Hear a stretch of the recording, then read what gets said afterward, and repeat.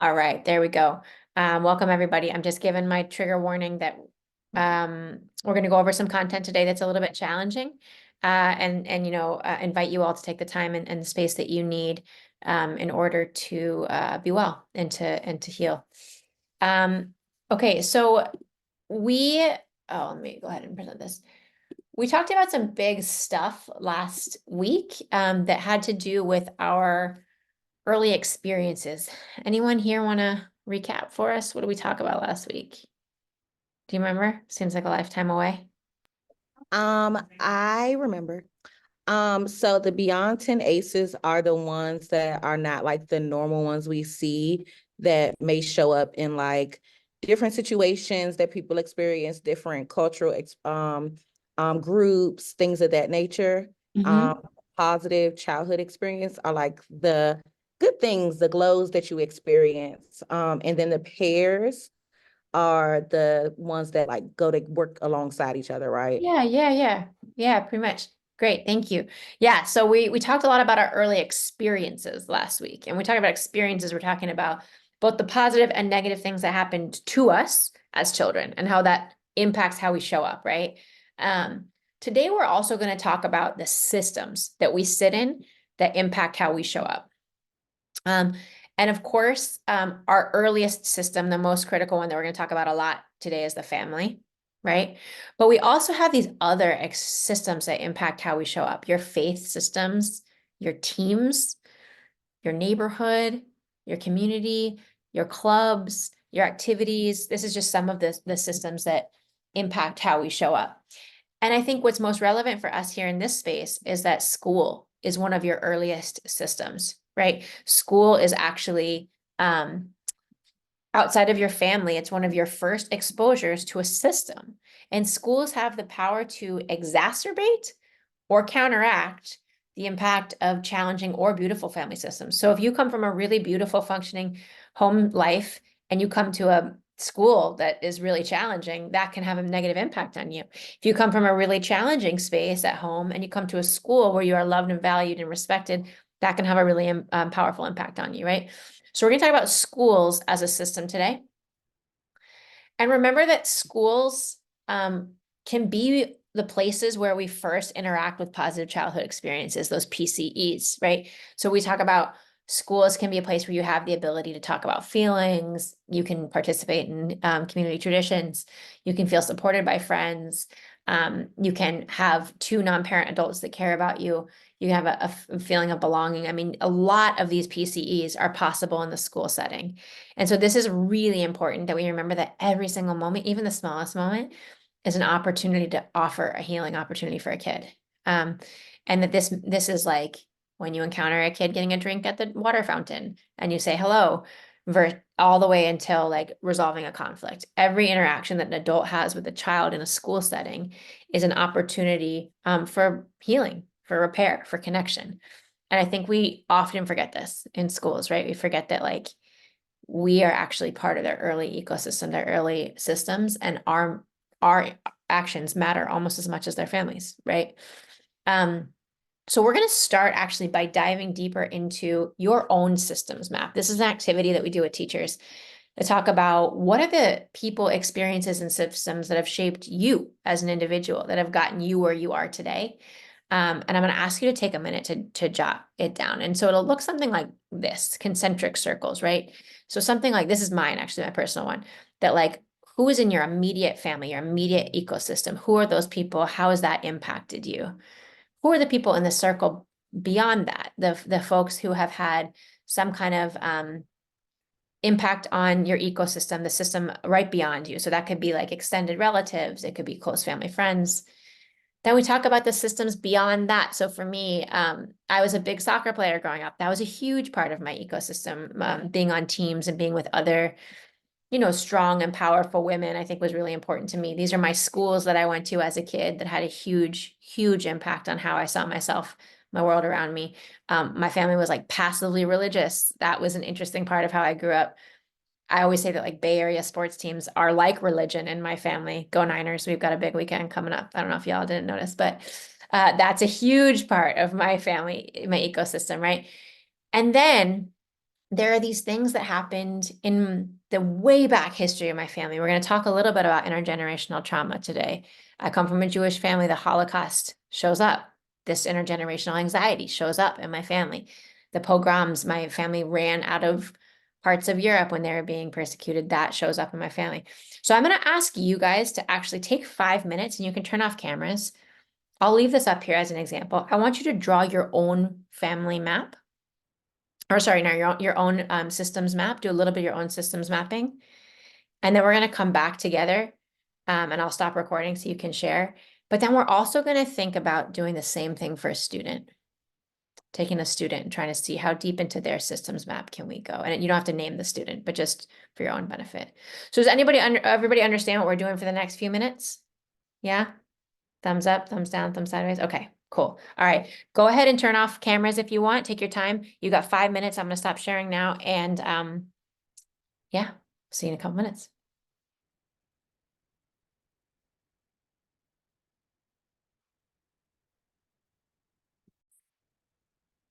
We're going to zoom in now to family systems in particular. So we talked about all these bigger systems on the outer side concentric circles. We're going to zoom now into the actual family unit. So we talked last time about the experiences that shape our behaviors. The very first system that we're all exposed to is the family, right? And for the rest of our lives, we will be creating and recreating that family unit in all of its beauties and all of its horrors, right? That's like what happens psychologically. And that happens in classrooms. And so we're going to take a look at just a really basic, what does family systems theory actually mean? And then we'll have some time to dissect it. So give me a thumbs up if you can hear. Not yet. Family systems theory states that individuals cannot be understood in isolation from one another, but must be seen as part of a family system. We are biologically social organisms, and our development is intricately linked to the other organisms we grow up with, our family members. The family is like its own emotional unit, and it's the nature of the family that its members are intensely connected. As the family system grows and develops, unconscious rules and routines can develop as well, as each member of the family system is expected to respond to other members in a certain way according to his or her role. The reason why each family member takes on a particular role is so that the system can create a status quo or equilibrium in order to function. If one person in the system is sick or is struggling, the whole system is affected. But often the family system will adapt and find a way to maintain equilibrium even with the sick or struggling person playing their role. The danger here is that if a family system has created a status quo or equilibrium with the sick person playing their role, it might be difficult for the sick person to get better, as that change will affect the balance of the whole system. Often, a person struggling with a mental health or behavioral issue will not be able to get better unless all of the parts of the family system change a bit to allow for the person's new role as healthy and well. Of course, family systems come in all shapes and sizes with all different kinds of makeups. And the good news is, when we work with the whole system, we can have a long-lasting, multi-generational positive effect on the family. Okay, I'm pausing right there because I want to hear really quickly, like, what's this making you think about classrooms? Take this idea and apply it to classrooms. What's it making you think about classrooms as a unit, as a system?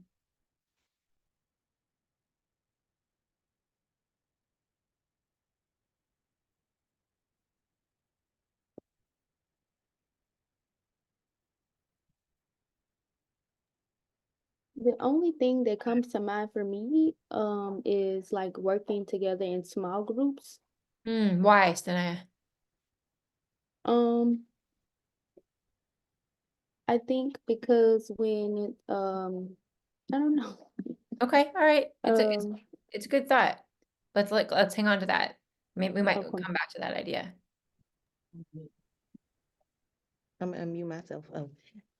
So when I thought about it, I thought about just like classroom families, like how we think about classrooms as like team and family. And how like if one member of the classroom is having a really hard time, how that impacts the remaining students in the classroom as well as the teacher. Like it can interfere with how they feel emotionally. It can interfere with what they gain academically. It can interfere with a lot of things. And a lot of Mhm. times, especially seeing in the early childhood state, kids are so empathetic, they run to that kid's side, trying to like console them, and then they start losing out on things, and it can just be like a domino effect. So that's what it kind of made me think about. Yeah, so that's exactly like how that might play out in a family, right? One sibling is struggling, the other ones go to, or the parents like attach their attention to that specific sibling, and then things start to crumble in the other siblings, right? That's exactly what that's calling out for. Giselle, did you have anything to add to that?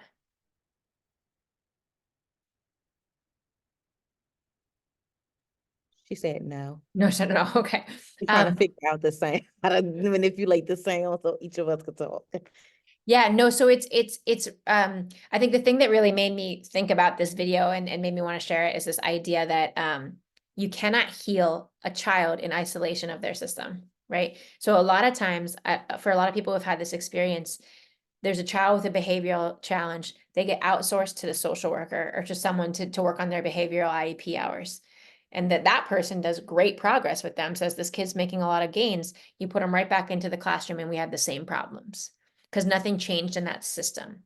And the child is taken on a role in that system. That could be the class clown. That could be, the kid that doesn't understand. That could be, and so we really have to, when we're talking about the reason why WISE exists is because we talk about like, how do we heal an entire system around a child? We talk about the family, we talk about the teachers, we talk about the school systems, the classroom. You can't just outsource a child's behavioral health outside of the classroom. It doesn't work. They come back right back into a system that exacerbates them. If they're working on all kinds of good stuff outside of the classroom, they come right back in. They don't trust the adult. Then we've got a big old problem, right? I'm not gonna make you jot down the thought you're having because you all just shared. Okay, so zooming out of the immediate family into the intergenerational. Probably a lot of you have had experience with intergenerational trauma and reading about it, learning about it. It sounds like we're talking to a team of experts here. Does anyone want to talk about what intergenerational trauma is, how it shows up?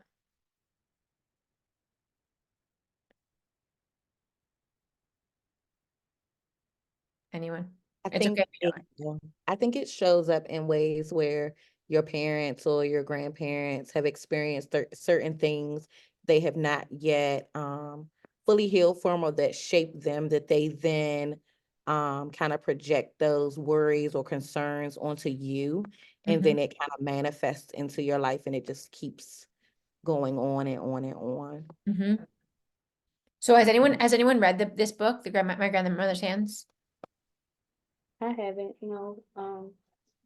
but I wanted to add on to what Jasmine said. Okay, I did want to Um, add something to what Jasmine said in that space. Oh, I wanted sorry. to add the fact that like this trauma could be something really big. Like it could be something that is across a large body of people, a race, a religion, or it could be something that's actually small that is just pertains to a specific person. Like your mom was in a bad car accident when she was riding a bike, and so she doesn't want you to ride a bike, something like that. Exactly. Yep. Stanaya, were you gonna add something there? I think Giselle pretty much said something similar to what I was going to say, but I was going to add it shows up in parenting and how our parents parent us because of if they um have not healed from certain things, and that could show up in how the child is receiving love or their experiences. So yeah, I'm just gonna add that. Absolutely. So have any of you read this book, My Grandmother's Hands? Yes, no? Okay, this is a phenomenal book about intergenerational trauma. It's also a really great way, again, we're with the lens of like, how do we talk to teachers about this? It's a really great way to talk to teachers about this. We're gonna read a couple of his quotes in just a second. But this is all over the place right now, right? And we know that I can't watch a Disney movie these days without being like, that's about intergenerational trauma, right? And Kanto is certainly like the clearest example of it for me, right? Is that this family history happened with this person who then parented in a certain way, who then parented in a certain way, and we're seeing how that shows up in children's behaviors. And I think when we encounter a child in our classroom who is exhibiting certain behaviors, we have to ask ourselves, what is this behavior telling us? Where is it coming from? What do we know about him or her and their family history? How do we meet them where they are instead of trying to get them to just assimilate to this system? So it's great. We got 3 of you. I got 3 Resima Menakem quotes. So Resima Menakem is the author of My Grandmother's Hands. Would somebody please read this quote for me? In today's America, Yeah, you're we good. of healing as something binary. Either we're broken or we're healed from that brokenness. But that's not how healing operates.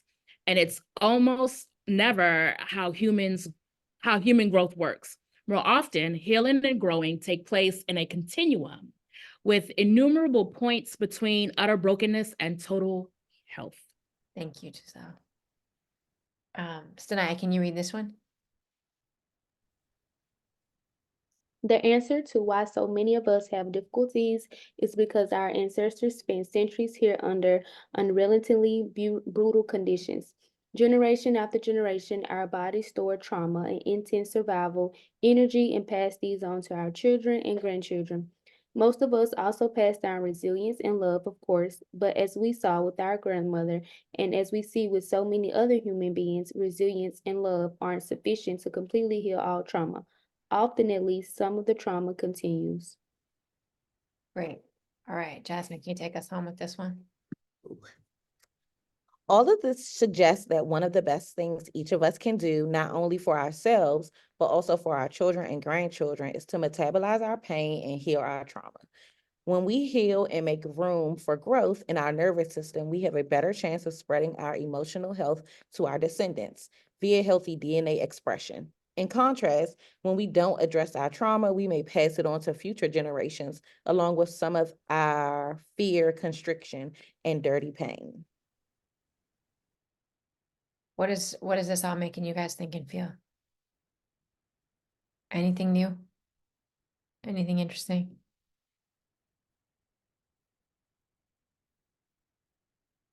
Maybe like, because I'm seeing this person and it's like he has everything kind of like put together on the like outside. And then it's just kind of like all over, the thoughts are all over the place here. I don't know if I'm thinking about like the outside world thinks that he has it like, and then he internally is, or she is internally seeing themselves like this. Oh, you're talking about this actual like reflection. Yeah. Oh, I'm I just was making, talking about the reflection. no, but I appreciate that. That's actually like contextual. I mean, like, what are those Resima Menakem quotes make you think? Like, what is this concept of intergenerational trauma within our systems map and our students? What does it make you think? I think it definitely lends into like, you have to identify your trauma.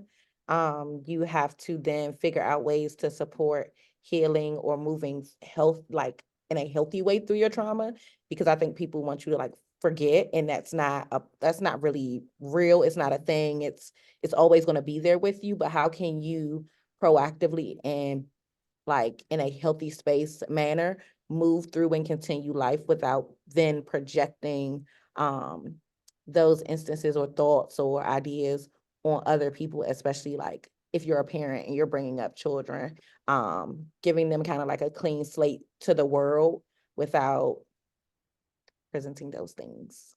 But how do we do that? Sorry, I actually want one more slide. How do we do that in schools, in classrooms? How do we see the impact of our early systems playing out in classrooms, and what's the role of educators in that work?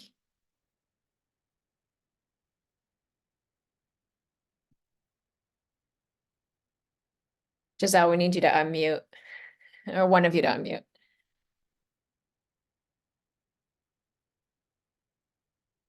This is harder than it looks. You gotta, you have to feedback. Thank you. I think it depends. I think it depends on how you look at it. So like a part of that for me is we as educators in the room recognizing our own trauma and how we deal with students in specific situations, and recognizing, one, there is not a one size fits all with how we deal with students. And so not only do we have to think about our trauma, but we also have to, in getting to know our students,